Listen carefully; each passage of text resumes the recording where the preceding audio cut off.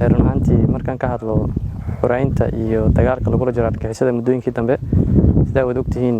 nimanka argagixisada waxay dhibaato baan ku hayeen ummadda Soomaaliyeed ay u diidaneen horumarka iyo nolosha iyo inay danahooda gaarka ay qabsadaan jabka gaarin jab laga sheekay karmaa run ahaantii waxa ku gaaray jab xoogan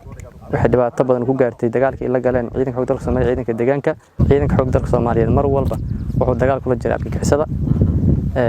wuxuu isku dayay inuu deegaano badan oo ay ka taliyaan oo ka sifeeyo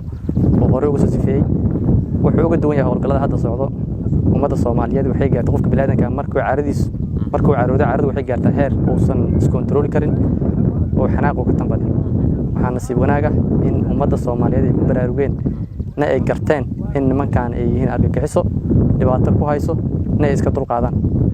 howlgalladan waxay u duwan howlgalladii horeeto ciidanka xoogga dalka Soomaaliyeed mar walba howlgalka uu sameeyay dad badan oo deegaanka ah oo garab siya way jireen laakiin hadda kii hore wuxuu uga duwan yahay bulshadii dhameed ayaa waxay u kacday in iska xoreeyaan nimankan hadduu saqiir yahay iyo hadduu kabiir yahay iyo hadduu qof caajis yahay intaba in la dhaafin markuu ogaaday ayay ummadda waxay go'aansadeen in iska xoreeyaan cadawga ummadda Soomaaliyeed waynu u istaageen annagana meeshaas waxaan ka helnay hiddiilo fiican waxaan ka helnay garab istaag fiican ciidanka xoogga dalka Soomaaliyeed markii horta shaqada uu waday haddana asoo intii ka sii niyad fiican oo ka sii awood badan ayuu wada dagaalkii oo argagixisada lagula jiray soo kaashanay dadkii deegaanka marka aad uga duwan yahay howlgalladii hore iyo howlgallada waxay kala duwan yihiin waa bulshadii iyo ciidanka iska rab socda waxa haray waa boqolkiiba 30 dhici kara markii aan qiimeyn ku sameeyno sababta waxa ka dareemi kartaa dagaalkii meesha lagu galay waxay hor istaag ku sameeyay ayagu awood ugu badneed keenay meeshii laado ayagu hor istaagi waayeen ciidamadii uu yimid meeshaas oo ku soo weeray ayay hor istaagi waayeen ayagu waliba dhuumaaleysi sameeyay godad hoos qodanay ayaa godadkii looga dabagalay marka inaysan awood lahayn meesha ka muuqata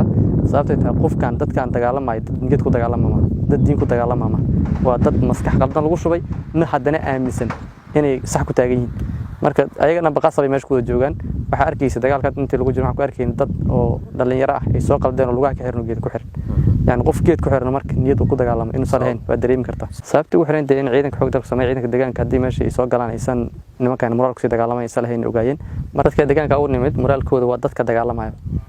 dagaalamayo oo cadawga ku garab siinay in la iska saaro ciidanka xoogga dalka Soomaaliyeed waa dadka deegaanka uu nimid dad aan kor ka keenay maahan dadkii deganaa area-dan waa ayaga marka garab istaagay ciidanka ayaga la dagaalamayo midka meesha taashan waa nimankii cadawga dad shalay u kacdeen ayaa waxaan rabnaa in uu sii laba jibaartaan arrintiina oo aad xoog u sii saartaan sidii aad iskaga dul qaadi lahaydeen argagixisada al-shabaab dad badan oo ka shaqeynayo inay waxaan sii soconadii jiraan waxaan leenahay ka waantooba halgankan uu bilowday ilaa uu ka dhamaadana ma istaagay